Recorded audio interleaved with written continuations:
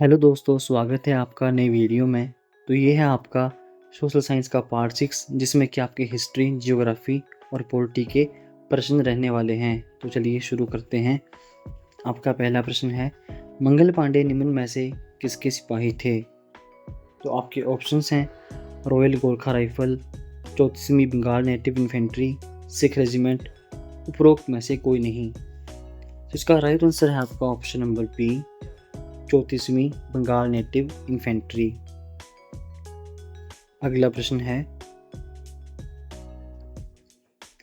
दांडी मार्च कब प्रारंभ हुआ? तो आपके ऑप्शंस हैं 10 मार्च 1930, 12 मार्च 1930, 10 मार्च 1931 और 12 मार्च 1931। इसका राइट आंसर है आपका ऑप्शन नंबर बी, 12 मार्च 1930। यह 12 मार्च 1930 से लेकर 6 अप्रैल 1930 तक चला था। अगला प्रश्न है, लगातार कितने वर्षों तक देश से बाहर रहने पर भारत की नागरिकता समाप्त हो जाती है? तो इसका राइट आंसर है ऑप्शन नंबर डी, उपरोक्त में से कोई नहीं। 7 वर्ष लगातार देश से बाहर रहने पर भारत की नागरिकता को अधिनियम 1955 के अनुसार समाप्त किया जाता है। अगला प्रश्न है, 15 अगस्त 1947 को भारतीय राष्ट्रीय कांग्रेस के अध्यक्ष कौन थे? तो आपके ऑप्शंस हैं राजेंद्र प्रसाद, जवाहरलाल नेहरू, जेबी कृपलानी, सरदार पटेल। इसका राइट आंसर है आपका ऑप्शन नंबर सी, जेबी कृपलानी। अगला प्रश्न है,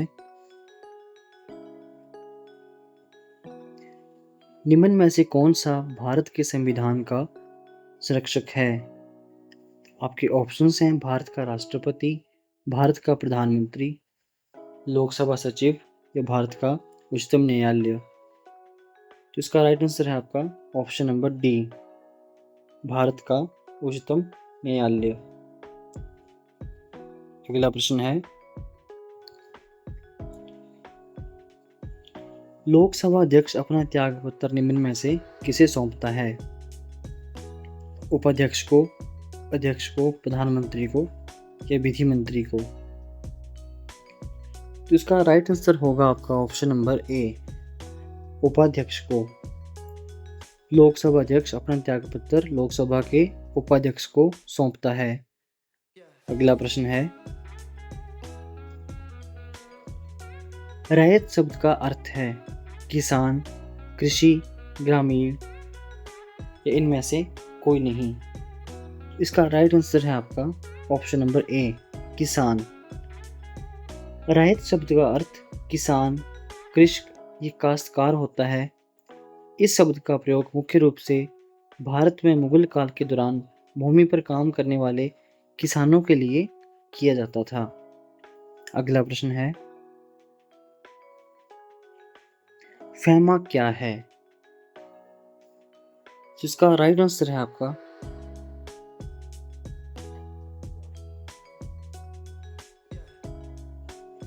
ऑप्शन नंबर सी,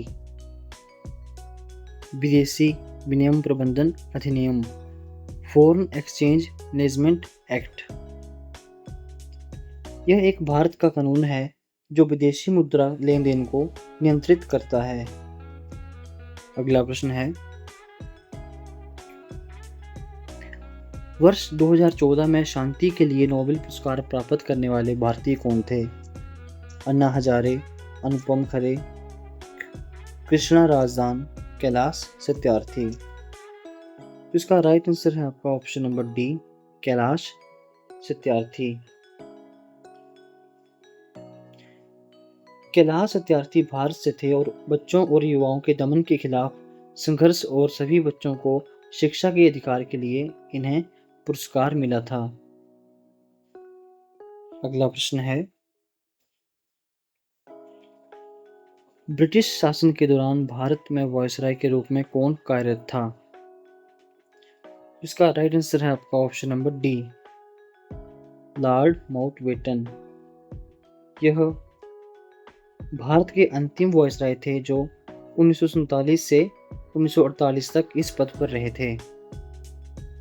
अगला प्रश्न है,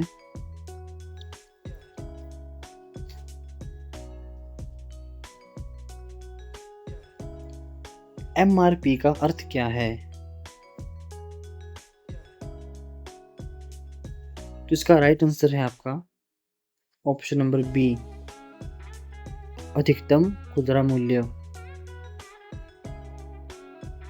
मैक्सिमम रिटेल प्राइस। अगला प्रश्न है,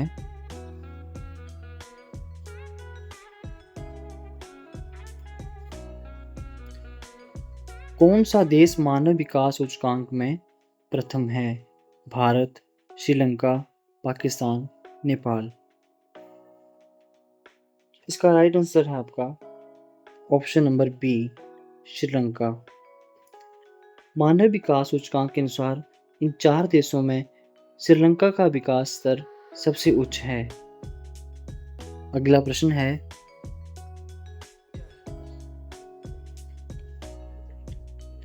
वायुमंडल की दूसरी परत कौन सी है? मध्य मंडल, आयन मंडल, क्षोभ मंडल या समताप मंडल। तो इसका राइट आंसर है आपका ऑप्शन नंबर डी, समताप मंडल। यह वायुमंडल की दूसरी परत है। समताप मंडल क्षोभ मंडल के ऊपर स्थित है और इसमें ओजोन परत होती है जो सूर्य की हानिकारक किरणों को अवशोषित करती है। जो आपकी क्षोभ मंडल है इसमें सभी मौसमी घटनाएं होती हैं। अगला प्रश्न है, आइन ए अकबरी के लेखक कौन हैं? आपके ऑप्शन है अकबर, अबुल फजल, फैजी, अल बिरूनी। इसका राइट आंसर है आपका ऑप्शन नंबर बी, अबुल फजल। अबुल फजल ने इसका अनुवाद फारसी भाषा में किया था।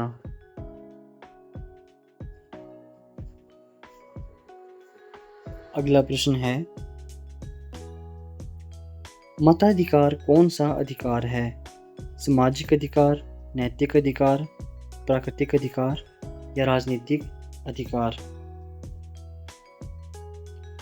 तो इसका राइट आंसर है आपका ऑप्शन नंबर डी, राजनीतिक अधिकार। इसे सार्वभौमिक मताधिकार भी कहा जाता है। अगला प्रश्न है, अर्थशास्त्र का लेखक कौन था? तो आपके ऑप्शंस हैं कौटिल्य, चंद्रगुप्त, रामगुप्त या अशोक। तो इसका राइट आंसर है आपका ऑप्शन नंबर ए, कौटिल्य। इसमें 150 अध्याय हैं। अगला प्रश्न है, औरंगजेब की मृत्यु कब हुई थी? तो आपके ऑप्शंस हैं 1707 ईस्वी में, 1757 में, 1710 में और 1717 में। जिसका राइट आंसर है आपका ऑप्शन नंबर ए, 1707 ईस्वी में। औरंगजेब की मृत्यु 3 मार्च 1707 को अहमदनगर में हुई थी, जो कि भारत में दक्कन के पठार पर स्थित है। उसने 1658 से 1707 तक भारत पर शासन किया, जो अकबर के बाद सबसे लंबे समय तक शासन करने वाला मुगल शासक था। अगला प्रश्न है, प्रसिद्ध जगन्नाथ मंदिर भारत के किस राज्य में स्थित है? आपके ऑप्शंस हैं केरल, हिमाचल प्रदेश, उड़ीसा, इनमें से कोई नहीं। तो इसका राइट आंसर है आपका option number C, Orissa. Jagannath मंदिर जो है वो उड़ीसा राज्य के पुरी में स्थित है। यह मंदिर भगवान जगन्नाथ, जो कि विष्णु के एक रूप हैं, उनको समर्पित है। अगला प्रश्न है, रोहतांग दर्रा भारत के किस राज्य में स्थित है? जम्मू कश्मीर, असम, सिक्किम या हिमाचल प्रदेश? तो इसका राइट आंसर है आपका option number D, Himachal Pradesh. Rohtang दर्रा हिमाचल प्रदेश में स्थित है। यह मनाली से लगभग 51 किलोमीटर की दूरी पर हिमालय की पीर पंजाल रेंज के पूर्वी छोर पर स्थित है। यह कुल्लू घाटी, कुलहोल और स्पीति घाटियों से जोड़ता है। अगला प्रश्न है,